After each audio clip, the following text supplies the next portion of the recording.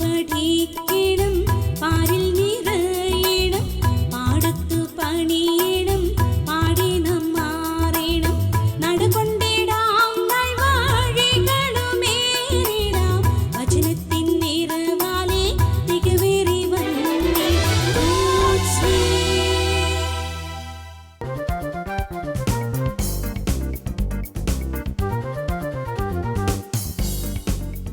കർത്താവിനെ അന്വേഷിക്കുന്നവർക്ക് ഒന്നിനും ഒരു കുറവുണ്ടാകില്ല.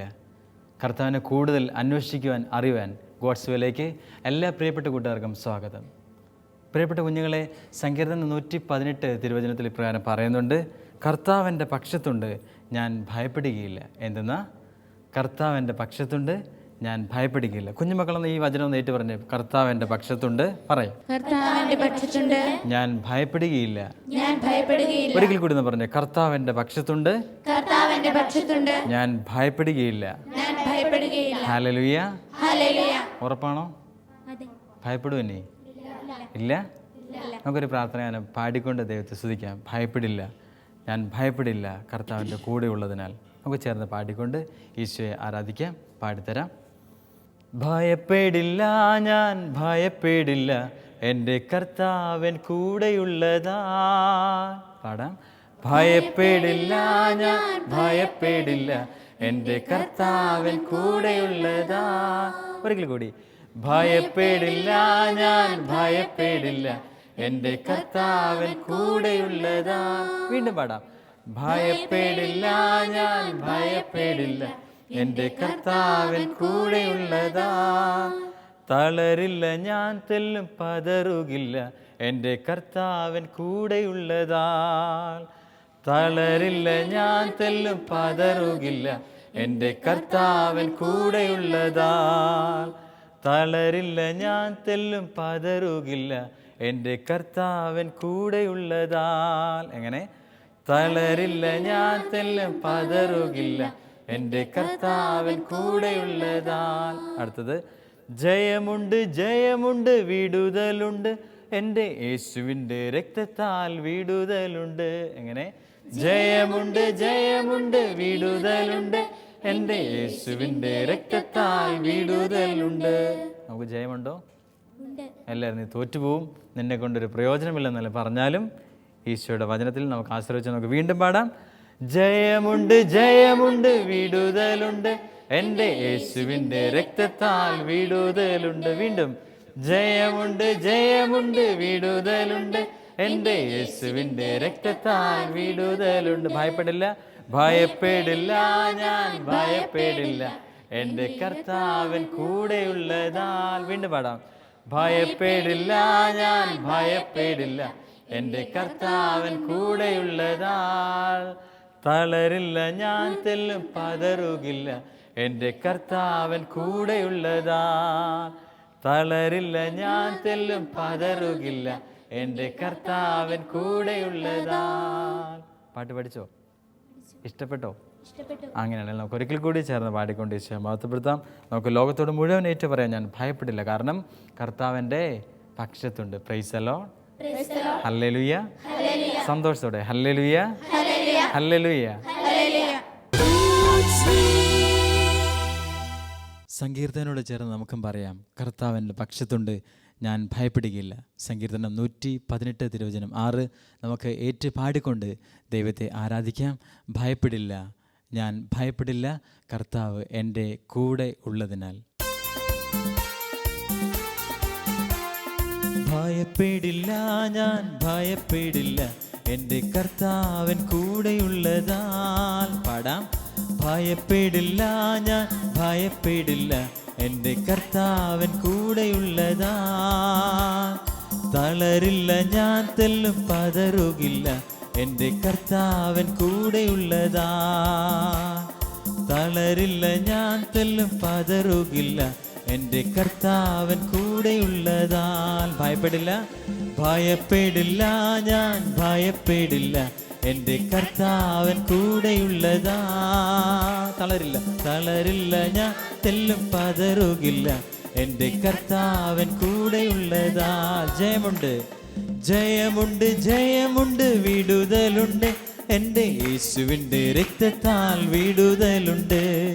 ജയമുണ്ട്, ജയമുണ്ട്, വിടുതലുണ്ട്. എൻ്റെ യേശുവിൻ്റെ രക്തത്താൽ വിടുതലുണ്ട്. ഭയപ്പെടില്ല, ഭയപ്പെടില്ല, ഞാൻ ഭയപ്പെടില്ല. എൻ്റെ കർത്താവൻ കൂടെയുള്ളതാ.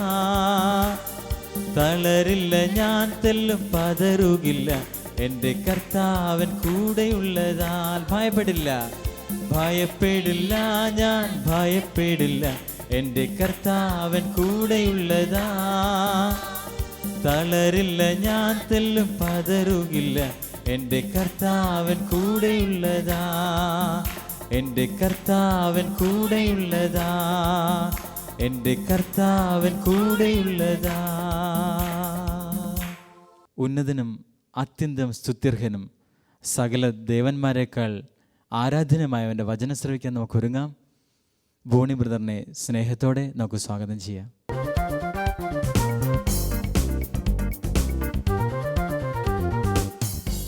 പ്രിയപ്പെട്ട കൂട്ടുകാരെ, നമ്മൾ ഒരുമിച്ച് പാടുകയായിരുന്നു. എന്തെല്ലാം പ്രതിസന്ധികൾ വന്നാലും തളരുകയില്ല, പതറുകയില്ല. കാരണം ആരുണ്ട് നമ്മുടെ കൂടെ? ആരുണ്ട്?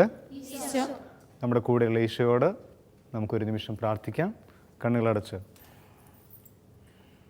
ഏറ്റു പറയാം. കർത്താവായ യേശുവേ, കർത്താവായ യേശുവേ, അങ്ങ് ഞങ്ങളുടെ കൂടെ ഉള്ളതിനാൽ അങ്ങ് ഞങ്ങളുടെ കൂടെയുള്ളതിനാൽ ഭയപ്പെടുകയില്ല, ഭയപ്പെടുകയില്ല, പതറുകയില്ല.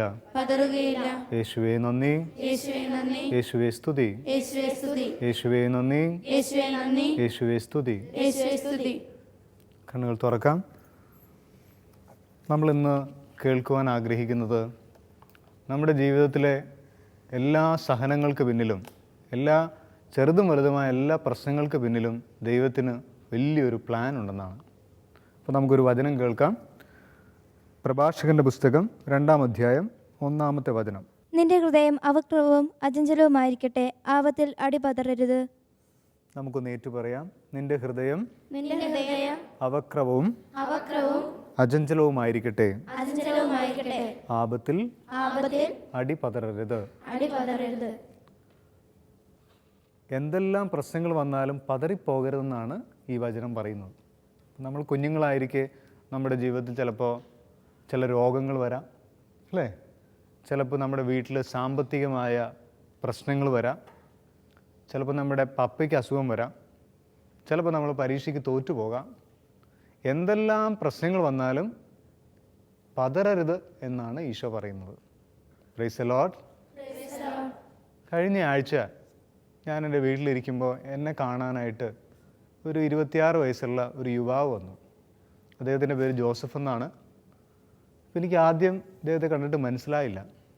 അപ്പോൾ അദ്ദേഹം ഇങ്ങനെ പരിചയപ്പെടുത്തി, ചേട്ടൻ എൻ്റെ വീട്ടിൽ വന്നിട്ടുണ്ട്, എൻ്റെ പേര് ജോസഫ്, ഞാൻ കഴിഞ്ഞ കുറച്ച് നാളുകളായിട്ട് ബ്ലഡ് ക്യാൻസറായിട്ട് ട്രിവാൻഡ്രത്ത് ഹോസ്പിറ്റലായിരുന്നു. അപ്പോൾ എനിക്ക് ഓർമ്മ വന്നു, ബ്ലഡ് ക്യാൻസർ വന്ന് ഇനി ഒരിക്കലും രക്ഷയില്ല എന്ന് പറഞ്ഞ് പോയ ഒരു ജോസഫ്, ക്ഷീണിച്ച് മുടിയെല്ലാം പോയി, ശരീരമെല്ലാം എല്ലും തോല് പോലെയായി അവശനായി തീർന്ന ജോസഫ് ഇപ്പോൾ എൻ്റെ മുമ്പിൽ നിൽക്കുന്നത് നല്ല മിടുക്കനായ ഒരു ചെറുപ്പക്കാരനായിട്ട്. അപ്പം അദ്ദേഹം പറയുമായിരുന്നു, അസുഖം കൊണ്ട് ഒത്തിരി വിഷമിപ്പിച്ചപ്പോഴും ഞാൻ യേശുവിൻ്റെ അടുത്ത് പ്രാർത്ഥിച്ചു, യേശുവേ നീ എൻ്റെ കൂടെ ഉണ്ടെങ്കിൽ എനിക്കൊരു പ്രശ്നവും വരില്ല.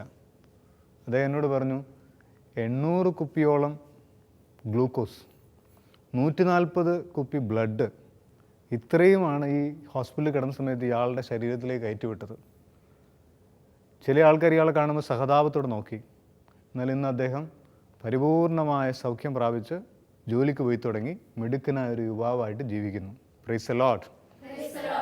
അപ്പോൾ ഇദ്ദേഹത്തിൻ്റെ ജീവിതത്തിലൂടെ എനിക്ക് എൻ്റെ മനസ്സിലേക്ക് വന്നത്, എന്തെല്ലാം പ്രശ്നങ്ങൾ നമ്മുടെ ജീവിതത്തിലുണ്ടായാലും, മരണകരമായ വേദനയോളം ഉള്ള അസുഖങ്ങൾ നമുക്ക് വന്നാലും, ദൈവത്തിന് നമ്മളെക്കുറിച്ചൊരു എന്തുണ്ട്?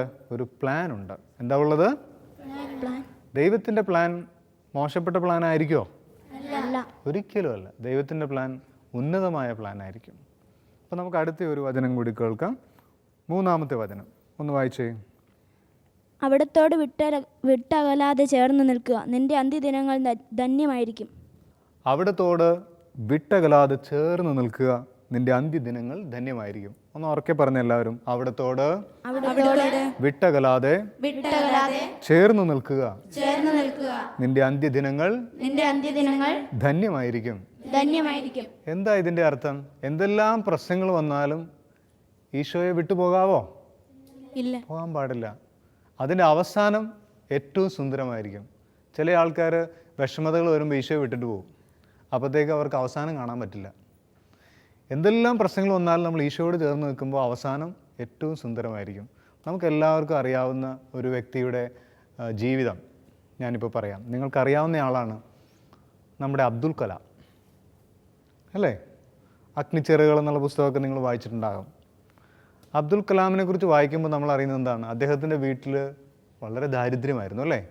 അദ്ദേഹത്തിൻ്റെ മാതാപിതാക്കൾ ഒരു ദരിദ്ര കുടുംബത്തിലെയാണ്. അദ്ദേഹത്തിൻ്റെ അപ്പ ഒരു മത്സ്യത്തൊഴിലാളിയായിരുന്നു, മീൻ പിടിക്കുന്ന ആളായിരുന്നു. ഇപ്പം മീൻ പിടിക്കുന്ന ഒരാളുടെ ജീവിതത്തിൽ വലിയ കൂടുതൽ പൈസ ഉണ്ടാവുമോ? ഇല്ല. അത്യാവശ്യം പൈസയൊക്കെ ഉണ്ടാവുള്ളൂ, അല്ലേ? എൻ്റെ നാട്ടിലും കൂടുതൽ മത്സ്യത്തൊഴിലാളികളാണുള്ളത്.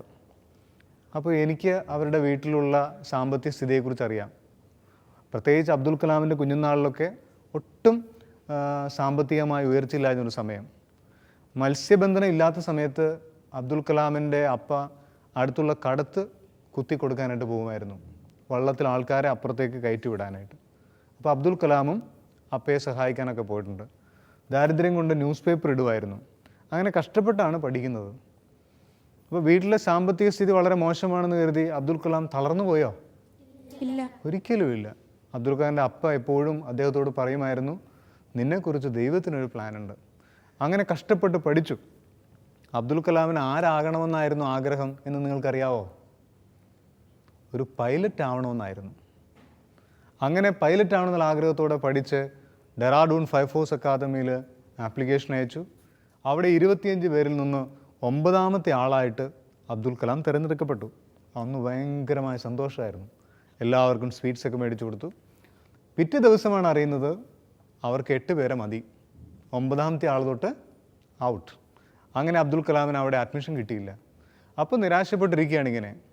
അപ്പോഴും വീണ്ടും അബ്ദുൽ കലാമിൻ്റെ അപ്പ അദ്ദേഹത്തെ ആശ്വസിപ്പിച്ചു, ദൈവത്തിന് വേറൊരു വഴി ഉണ്ടാവും, നീ സങ്കടപ്പെടരുത്. അങ്ങനെയാണ് അദ്ദേഹം ഒരു സയൻറ്റിസ്റ്റായിട്ട് മാറുന്നത്. പ്രിയപ്പെട്ട മക്കളെ, നമ്മുടെ ജീവിതത്തിൽ നമ്മൾ ആഗ്രഹിക്കാത്തത് സംഭവിക്കാതെ വരുമ്പോൾ സങ്കടപ്പെടണോ? ഉറക്കെ പറ, സങ്കടപ്പെടണോ? ഒരിക്കലും വേണ്ട. ദൈവത്തിന് നമ്മളെക്കുറിച്ച് വേറൊരു പ്ലാൻ ഉണ്ടാവും. അപ്പോൾ നമ്മൾ അതിലേക്ക് തിരിയണം. അങ്ങനെ അബ്ദുൽ കലാം ലോകത്തിൽ അറിയപ്പെടുന്ന ഒരു സയൻറ്റിസ്റ്റായി മാറി. ഇന്ത്യയിൽ ഏറ്റവും കൂടുതൽ ശ്രദ്ധിക്കപ്പെട്ട ഒരു പ്രസിഡൻ്റായി തീർന്നു. കുട്ടികളെ വളരെയധികം സ്നേഹിക്കുന്ന ഒരു പ്രസിഡന്റ്, മൂല്യങ്ങളെക്കുറിച്ച് സംസാരിക്കുന്ന ഒരു പ്രസിഡൻ്റായി തീർന്നു. ഞാൻ പറഞ്ഞു വരുന്നത്, നമ്മുടെ ജീവിതത്തിൽ നമ്മളെക്കുറിച്ചുള്ള ദൈവത്തിൻ്റെ ഹിതം, ദൈവത്തിൻ്റെ പ്ലാൻ നിറവേറപ്പെടാൻ നമ്മുടെ വീട് വലിയ സാമ്പത്തിക ശേഷിയുള്ള വീടാവണമെന്നില്ല. നമ്മുടെ അപ്പ വലിയ ഉദ്യോഗസ്ഥമുള്ള ആളാവണമെന്നില്ല. നമ്മുടെ മമ്മിക്ക് വലിയ ജോലി ഉണ്ടാവണമെന്നില്ല. നമ്മൾ ദരിദ്ര കുടുംബത്തിലാണെങ്കിലും ദൈവത്തിന് നമ്മളെക്കുറിച്ചുള്ള പ്ലാൻ നിറവേറ്റപ്പെടും. നിങ്ങൾ ഒന്ന് മാത്രം ചെയ്താൽ മതി. എല്ലാ പ്രശ്നങ്ങളിലും ആരോട് കൂടെ നിൽക്കണം? ഈശോയോട് കൂടെ നിൽക്കണം.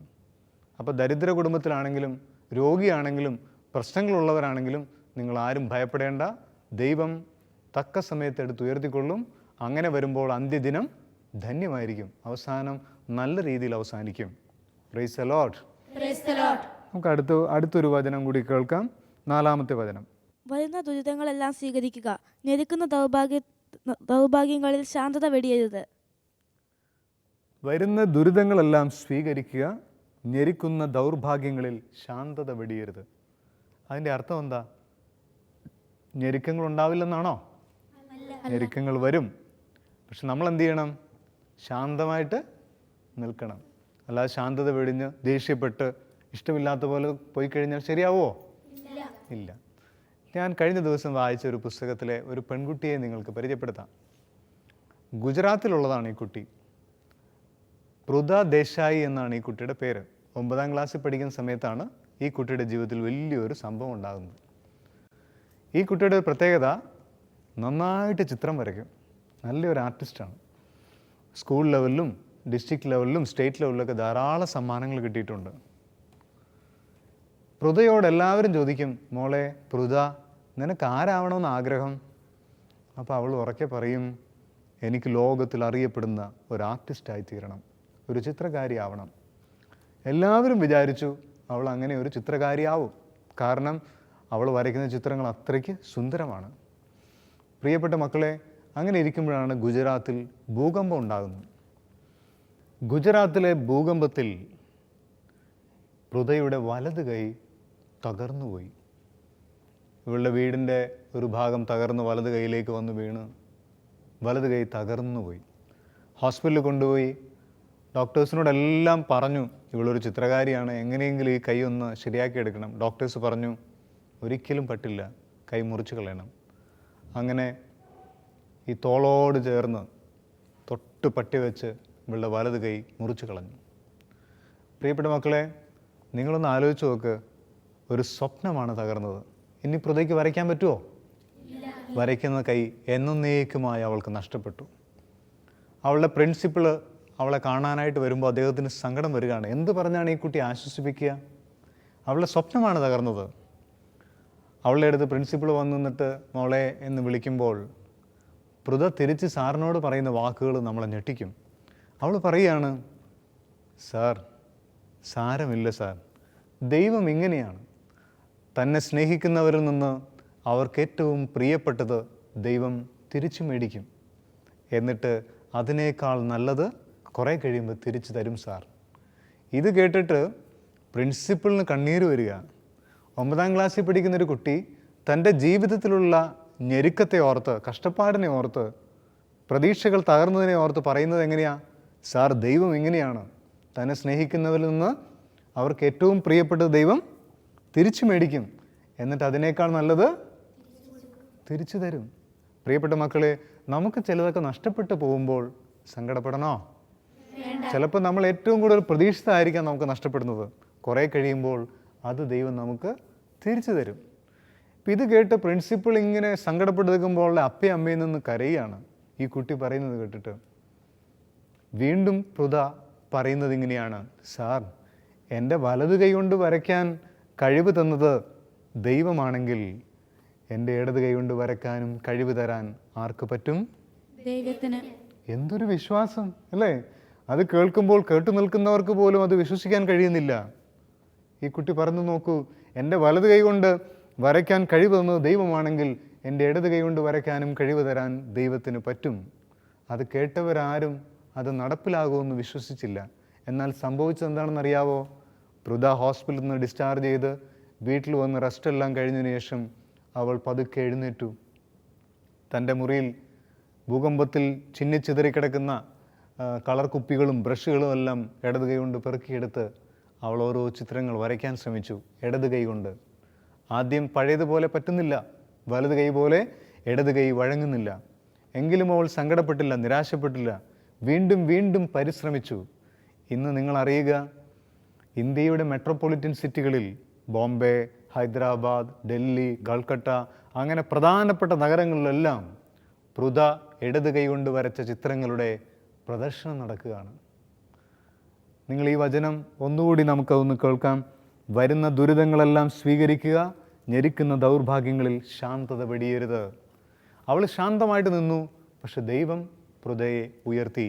നമുക്ക് ഒരുമിച്ച് പറയാം, price the lord, praise the lord, hallelujah, hallelujah. പ്രിയപ്പെട്ട മക്കളെ, മനസ്സിലാവുന്നുണ്ടോ? നമ്മുടെ ഞെരുക്കങ്ങളിൽ ഒരിക്കലും ശാന്തത വെടിയരുത്.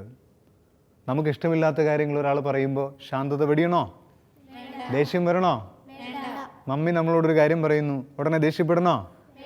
കൂട്ടുകാരൻ നമ്മളെ കളിയാക്കുന്നു, സ്കൂളിൽ വെച്ച് എല്ലാവരുടെ മുമ്പിൽ വെച്ച് കളിയാക്കുന്നു, ദേഷ്യപ്പെടണോ? അതിൻ്റെ എല്ലാത്തിൻ്റെയും പിന്നിൽ ദൈവത്തിന് ഒരു പ്ലാൻ ഉണ്ട്. അത് മനോഹരമാണ്. അതിൻ്റെ സമാപനം ഏറ്റവും സുന്ദരമായിരിക്കും. നമുക്ക് അതിനുശേഷമുള്ള അടുത്ത വചനം വായിക്കാം, 5-ാമത്തെ വചനം. എന്തെന്നാൽ സ്വർണം അഗ്നിയിൽ ശുദ്ധി ചെയ്യപ്പെടുന്നു, സഹനത്തിന്റെ ചൂളയിൽ കർത്താവിന് സ്വീകാര്യരായ മനുഷ്യരും. കണ്ടോ, വചനം പറയുന്നത് കണ്ടോ? സ്വർണം എങ്ങനെയാണ് ശുദ്ധി ചെയ്യപ്പെടുന്നത്? അഗ്നിയിൽ. അഗ്നിയിലിട്ടാണ് സ്വർണം ശുചിയാക്കുന്നത്.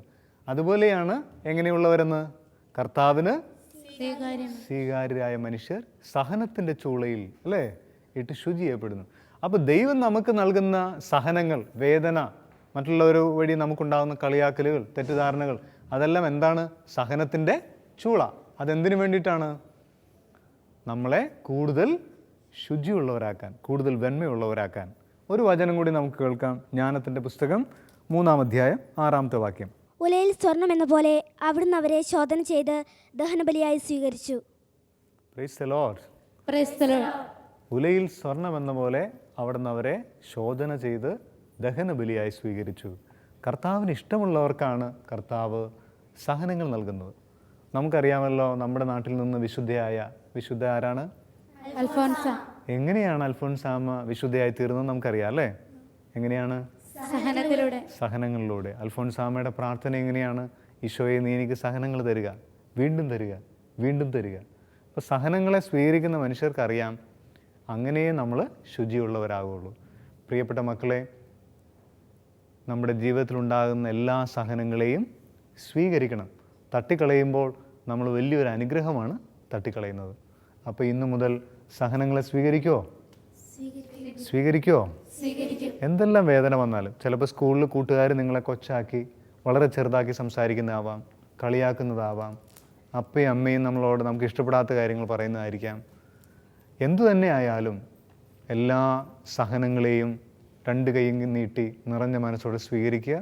ദൈവത്തിന് അതിനെല്ലാത്തിനെയും കുറിച്ച് മനോഹരമായ ഒരു പ്ലാനുണ്ട്, ഒരു മാസ്റ്റർ പ്ലാൻ. അപ്പോൾ ആ ദൈവത്തിൻ്റെ പ്ലാനിന് വേണ്ടി നമുക്ക് കാത്തിരിക്കാം.